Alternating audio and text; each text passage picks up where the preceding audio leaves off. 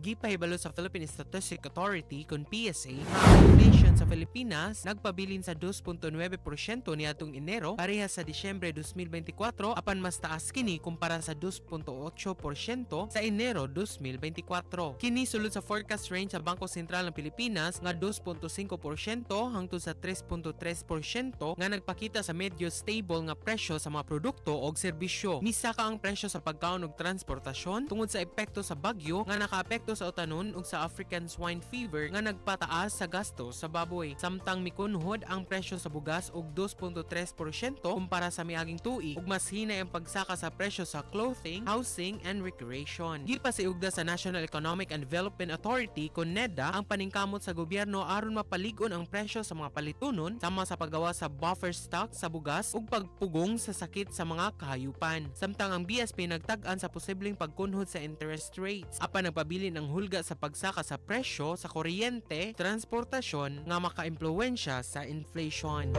Kini si Idol Kenny alang sa IFM Balita sa buntag, ikapugan sa paghatod sa mga nagunawag labas nga mga balita. Tatak RMN, tatak IFM Balita.